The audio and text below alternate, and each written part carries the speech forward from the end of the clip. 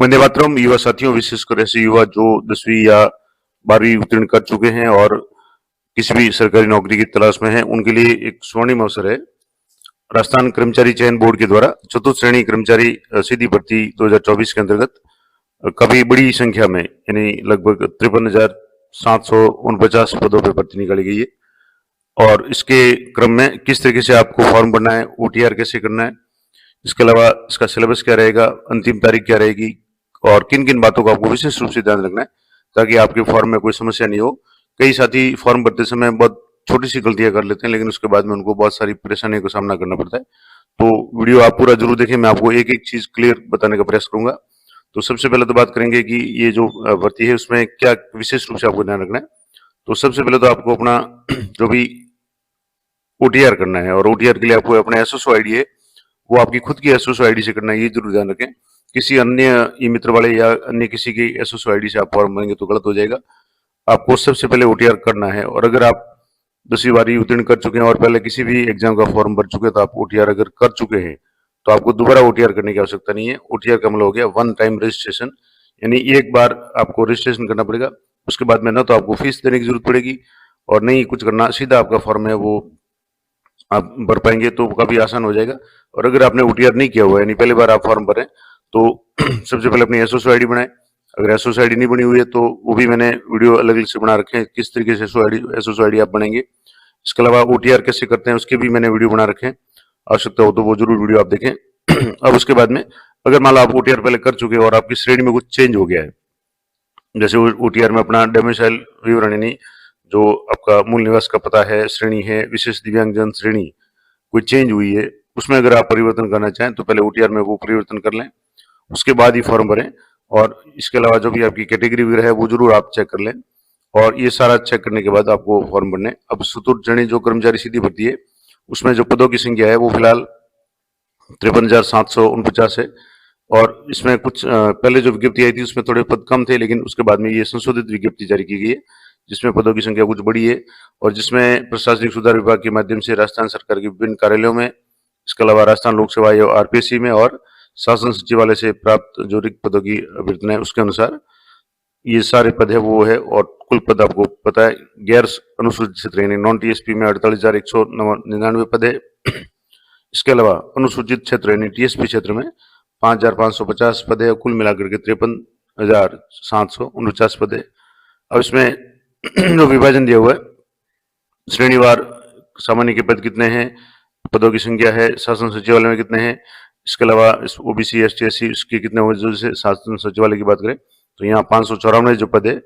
अब इसमें किस तरीके से वर्गीकरण होगा, इसके अलावा और भी जो है अन्य अधीनस्थ विभागों में जैसे 47,571 पद है, इसमें सामान्य के कितने हैं, एसटी एससी ओबीसी अति पिछड़ा वर्ग, आर्थिक रूप से कमजोर वर्ग, और टीएसपी क्षेत्र में 12 जिले की जनजातियों के लिए अलग विशेष पद है।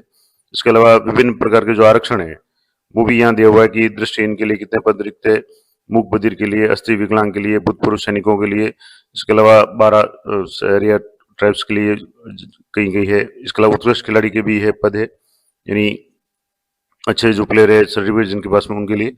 इसके अलावा अनुसूचित क्षेत्र यानी जो टीएसपी क्षेत्र है उसमें 5,550 पद है, उसमें सामान्य के कितने हैं, अनुसूचित जाति जनजाति के, ये सारे पद अब यहाँ डिटेल में दिए हुए हैं। अब ये विज्ञप्ति में आपको फॉर्म कैसे भरना है, तो सबसे पहला काम आपको अपने एसएसओ आईडी में जाकर के अपने जो रिक्रूटमेंट पोर्टल है उसमें जाकर के आपको क्लिक करना है, और वहां आप आपको जो भी ये चतुर्थ श्रेणी कर्मचारी का जो आवेदन है उस पर आपको करना है। लेकिन अगर आपने ओटीआर नहीं किया हो तो पहले आपको ओटीआर करना पड़ेगा, यानी वन टाइम रजिस्ट्रेशन करना पड़ेगा। और ओटीआर के समय मैं हमेशा कहता हूँ कि बहुत सावधानी से आप ओटीआर करें। आपका जो लेटेस्ट फोटो है 1 साल से पुराना नहीं हो वो भी आपको अपलोड करना पड़ेगा। इसके अलावा आपको लाइव फोटो भी अपलोड करना पड़ सकता है। इसके अलावा आपका जो भी नाम है 10वीं की मार्क लिस्ट के अनुसार विशेष रूप से उसमें, और जनाधार या आधार के आपके नाम वगैरह में, डाटा में, डेट ऑफ बर्थ में पिताजी के नाम में कोई फर्क है तो पहले आप उसको सही करवा लें, उसके बाद ही ओटीआर करें, नहीं तो बाद में फिर समस्या होती है। तो ओटीआर से पहले आप बहुत सावधानी रखें, क्योंकि ओटीआर है एक बार होगा उसमें फिर बाद में करेक्शन का बहुत जटिल प्रोसेस है। तो ओटीआर विशेष रूप से करना है, और ओटीआर में ही आपको फीस जमा करानी है, उसके बाद आपको कोई फीस जमा कराने की जरूरत नहीं पड़ेगी। और ओटीआर के लिए आप अपने आधार कार्ड के आधार पर ओटीआर कर सकते हैं, जिसमें ये जरूर ध्यान रखें कि आपका जो स्वयं का नाम है, पिताजी का नाम और जन्म तिथि, ये 3 चीजें वो आपके 10वीं की मार्क लिस्ट वगैरह है उससे जरूर मिलान करता हो। उसमें अगर स्पेलिंग वगैरह मिसमैच है तो पहले आप उसको सही करवा लें। खास करके जैसे 10वीं में अगर रिकॉर्ड आ गया तो आप आधार अपडेट करवा लें, हो जाएगा आराम से। उसके बाद ही आप फॉर्म भरें। तो ये तो थी ओटीआर के संबंध में। और ओटीआर करने के बाद आप सीधे ही आवेदन कर पाएंगे। काफ़ी चीज़ें आपके ओटीआर के बाद में बेसिक प्रोफाइल वगैरह अगर अपडेट है तो आ जाएगी, नहीं तो आपको भरना पड़ेगा, खास करके शैक्षणिक योग्यता वगैरह, कैटेगरी वगैरह। अब जैसे आप एसओसो आईडी से यहाँ स्पष्ट लिखा हुआ है कि अपनी खुद की एसओसो आईडी से आवेदन करना है, किसी दूसरे की एसओसो आईडी से आवेदन नहीं करें, अन्यथा आपका आवेदन है वो माना नहीं जाएगा। तो ये जरूर ध्यान रखें, आप ई मित्र पे फॉर्म भरवाने जा रहे हैं तो अपनी खुद की एसओसो आईडी से भरे।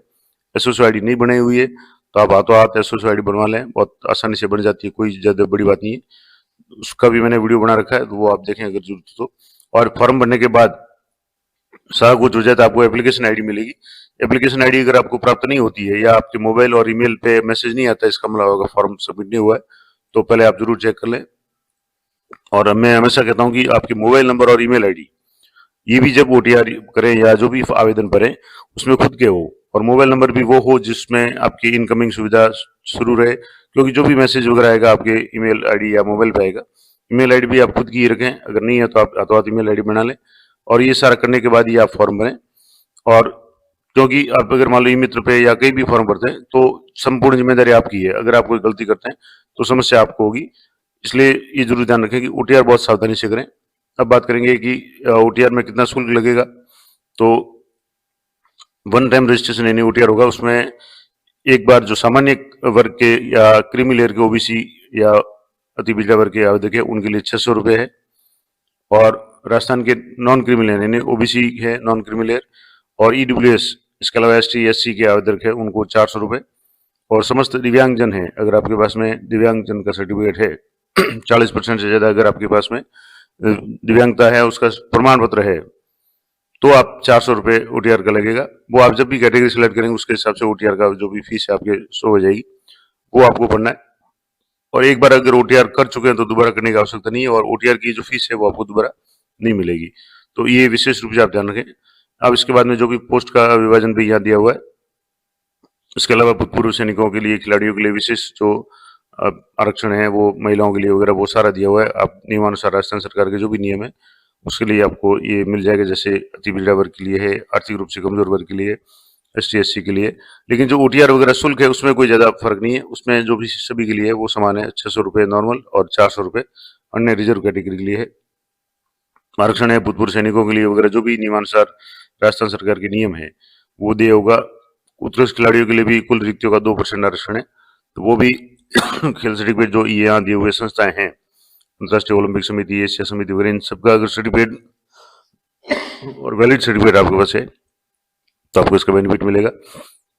इसके बाद में दिव्यांगजन के लिए जो अलग अलग कैटेगरी है, जिसमें ब्लाइंड है, लो विजन है, हियरिंग इम्पेयर्ड यानी सुनने में अगर अक्षमता है, ऑटिज्म है, डिसेबिलिटी किसी तरह की है, और सक्षम अधिकारी का आपके पास प्रमाण पत्र है, तो आप आवेदन कर सकते हो उस कैटेगरी में, आपको इसमें जो भी बेनिफिट है वो मिल जाएगा। अब बात करें योग्यता की, तो योग्यता है वो secondary from a recognised board और इट्स इक्विवेलेंट एग्जामिनेशन, यानी 10वीं पास आपके पास में जो मान्यता प्राप्त बोर्ड है, राजस्थान माध्यमिक शिक्षा बोर्ड अजमेर है, या आपके सीबीएसई बोर्ड है, या कोई भी बोर्ड है जो मान्यता प्राप्त हो, उसमें से आपको 10वीं उत्तीर्ण करना जरूरी है। इस बार अगर 10वीं में आप एग्जाम दे रहे हैं तो भी आप आवेदन कर सकते हैं। शर्त ये कि जब आपके परीक्षा वगैरह होगी या परिणाम आएगा उस समय आपके पास में योग्यता होनी चाहिए। जैसे ये क्लियर लगा हुआ है कि इस भर्ती हेतु निर्धारित योग्यता के अंतिम वर्ष में सम्मिलित होने वाले या सम्मिलित हो रहे हैं अभ्यर्थी आवेदन कर सकेंगे। यानी जैसे अभी आप 10वीं का बोर्ड का एग्जाम दे रहे हैं तो भी आप फॉर्म भर सकते हैं, परंतु निर्धारित योग्यता इस भर्ती की परीक्षा तिथि से पूर्व, अब इस भर्ती की जो परीक्षा होगी उससे पहले आपका रिजल्ट आ जाना चाहिए, तो आप पात्र हैं। अन्यथा परीक्षा के बाद शैक्षणिक योग्यता अर्जित करने वाले अभ्यर्थियों को इससे पात्र नहीं माना जाएगा। इसके लिए और इसके अलावा जो स्वास्थ्य है वो अच्छा होना चाहिए। वो जब भी आपकी अगर नियुक्ति होती है तो उस समय आपको हेल्थ सर्टिफिकेट देना पड़ेगा, चरित्र प्रमाण पत्र भी आपको देना पड़ेगा, पुलिस वेरिफिकेशन वगैरह जो भी होगा वो बात की बात है। राष्ट्रीयता की बात करें तो भारत के नागरिक है, नेपाल के, भूटान के, जो भी ये आवेदन कर सकते हैं। अब बात करें आयु की, तो आवेदक की आयु है 1 जनवरी 2026 को, ये डेट आप जरूर नोट कर लें, 1 जनवरी 2026 को 18 साल की आयु हो चुकी हो और 40 वर्ष का नहीं हुआ, यानी मैक्सिमम 40 वर्ष और न्यूनतम 18 वर्ष, और ये गणना है वो आपको 1 जनवरी 2026 को करनी है। अभी जैसे 17 साल है आयु और 1 जनवरी 2026 को 18 साल हो रही है तो वो पात्र है। इसके अलावा कुछ छूट भी दी हुई है और ये जो भी छूट है वो ऊपरी आयु सीमा में है। मैक्सिमम 40 साल की इसमें है, न्यूनतम में नहीं है। जैसे सरकार के परामर्श से नियुक्ति पदाधिकारी द्वारा असाधारण मामलों में ऊपरी आयु सीमा 5 वर्ष की छूट दी जा सकती है। अब जैसे सामान्य महिला है उनको 5 वर्ष की छूट दी जाएगी, यानी वो 40 प्लस 5 45 साल की उम्र तक आवेदन कर सकती है। इसके अलावा अनुसूचित जाति जनजाति, अन्य पिछड़ा वर्ग, ओबीसी, ईडब्ल्यूएस के जो भी नागरिक राजस्थान के हैं यानी सर्टिफिकेट जिनके पास में है उनको भी 5 साल की। इसके अलावा एसटी, एससी, ओबीसी, अन्य पिछड़ा वर्ग या ईडब्ल्यूएस की जो महिला अभ्यर्थी है, राजस्थान की निवासी है, उनको 10 साल की छूट मिलेगी। राजस्थान की अगर निवासी नहीं है तो फिर वो सामान्य श्रेणी में गिना जाएगा, उनको 40 की उनकी मैक्सिमम आयु होगी। इसके अलावा एनसीसी कैडेट वगैरह वगैरह और कोई भी कहे तो उनको 3 साल है, भूतपूर्व सैनिक वगैरह उनके लिए अधिकतम 50 साल है। तो ये सारे नियम है वो राजस्थान सरकार के सामान्य भर्ती के नियम है, सभी में लागू होंगे। अब बात करें पेंशन, तो अभी जो राजस्थान सरकार द्वारा जो पेंशन है वो दी होगी। विवाह पंजीयन है, अगर आप विवाहित है तो आपका विवाह पंजीयन अनिवार्य है, वो आप जरूर सर्टिफिकेट तैयार रखें। अब शुल्क कैसे जमा कराना है, तो जब भी आपका ओटीआर होगा यानी वन टाइम रजिस्ट्रेशन होगा, उसमें एक बार ये शुल्क जमा नहीं किया जाता तो पंजीयन आप ई मित्र के माध्यम से, net banking, ATM, debit card वगैरह के माध्यम से कर सकते हैं। और ये काम भी आपको 21/3 यानी जब फॉर्म शुरू हो रहे हैं, कल से फॉर्म शुरू हो चुके हैं, 19/4 तक करना है। तो कुल मिलाकर के आप अगर ओटीआर करेंगे तो आपका ऑलरेडी ओटीआर में फीस जमा हो जाएगी।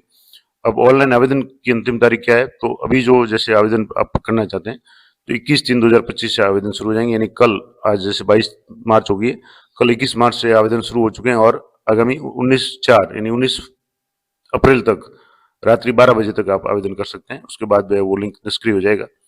अंतिम तिथि का आप इंतजार नहीं करें। मैं हमेशा कहता हूँ आप जब भी समय मिले तुरंत फॉर्म भर लें, क्योंकि अंतिम तारीख के समय में जब साइट पे लोड ज्यादा होता है, काफी आवेदन करते हैं, तब समस्या होती है। तो आप अंतिम तारीख का इंतजार किए बिना फॉर्म भर दें। परीक्षा का आयोजन है वो संभावित है 18 से 21 सितंबर 2025 को। तो सीधी सी बात है कि अभी जो 10वीं में स्टूडेंट आवेदन अगर करना चाहें, अभी 10वीं के बोर्ड का एग्जाम दे रहे हैं, तो वो भी आराम से भर सकते हैं, क्योंकि उनका रिजल्ट है वो जून लास्ट तक लगभग आ जाता है और मैक्सिमम जुलाई में, और जून में रिजल्ट आ जाएगा तो आपको सितंबर तक एग्जाम होगा और उस समय तक आपके पास में परिणाम हो जाना चाहिए। तो अभी जो 10वीं में एग्जाम दे रहे हैं वो भी स्टूडेंट बहुत ही आसानी से इजीली फॉर्म भर सकते हैं और तैयारी कर सकते हैं।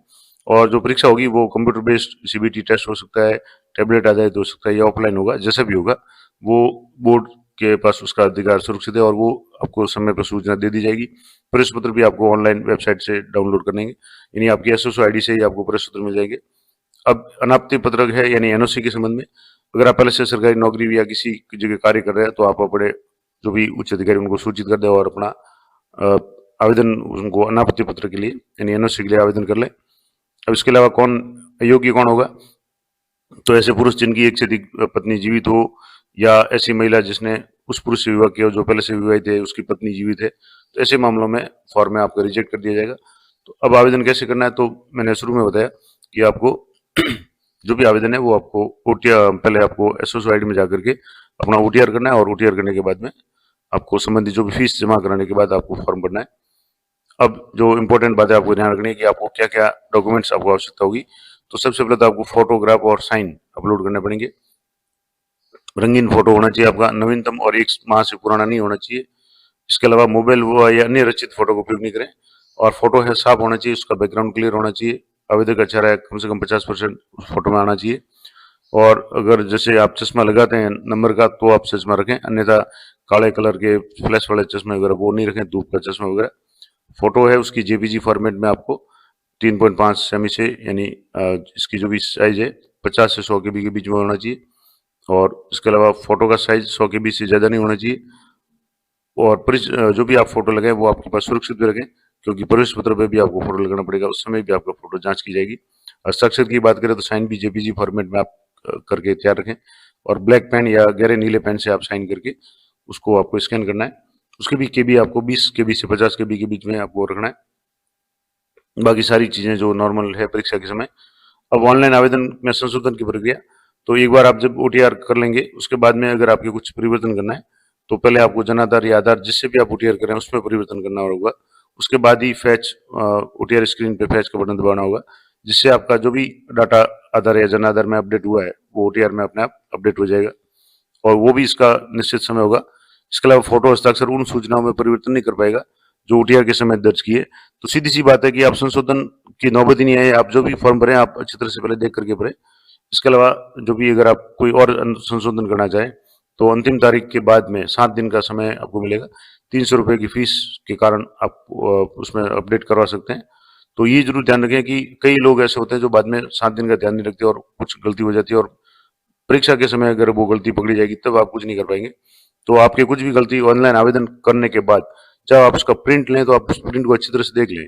अब उसमें कुछ में आपके कुछ जैसे मेल की जगह फीमेल आ गया और कोई गड़बड़ आ गई तो आप निर्धारित जो तारीख होगी अंतिम तारीख के बाद 7 दिन के अंदर अंदर आप उसको संशोधन करवा लें, इजीली हो जाता है, नहीं तो आपकी फिर समस्या हो जाएगी। इसके अलावा और भी जो सामान्य नियम है वो आप देख लें। अब मैं बात करूंगा एक तो सिलेबस की जाति प्रमाण पत्र के बारे में।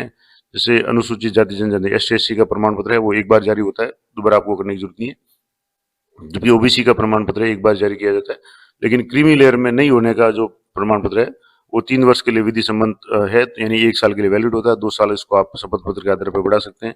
सेम प्रोसेस है EWS के भी रहेगा। तो EWS का सर्टिफिकेट जो होता है इनकम एंड एसेट सर्टिफिकेट वो भी उसकी भी अवधि है वो 1 वर्ष के लिए होती है। तो अब मान लो आप पात्र हैं तो आगामी 2 साल तक उसको एक्सटेंड कर सकते हैं शपथ पत्र देकर के, और अधिकतम वो प्रमाण पत्र 3 साल तक चल सकता है।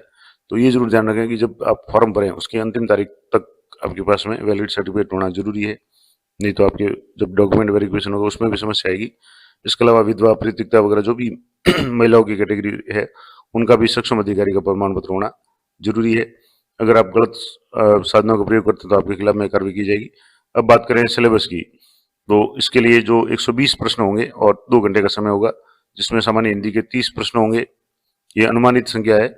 सामान्य अंग्रेजी के 15 प्रश्न होंगे, 30, 15, 45 हो गए, और 50 प्रश्न होंगे GK के यानी सामान्य ज्ञान के, जिसमें भूगोल के 10, इतिहास, कला, संस्कृति, राजस्थान से संबंधित 10, भारतीय संविधान राजस्थान के विशेष संदर्भ में 10, सामान्य विज्ञान के 5, समसामयिक घटनाओं के 10 और बेसिक कंप्यूटर के 5।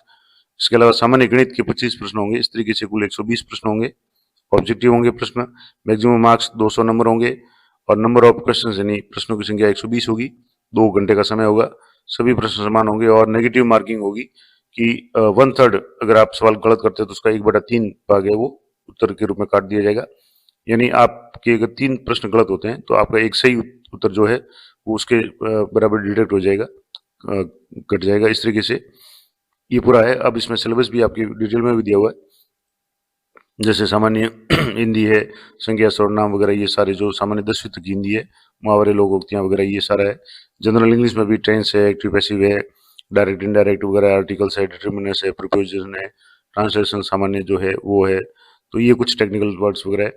तो 10वीं तक की हिंदी और अंग्रेजी है। भूगोल भी आपके राजस्थान का भूगोल है, जिसमें राजस्थान की स्थिति, विस्तार, भौतिक स्वरूप, मृदा, प्राकृतिक वनस्पति ये सारे हैं, जिलें और परियोजना वगैरह, जनसंख्या है, घनत्व, लिंगानुपात, साक्षरता वगैरह।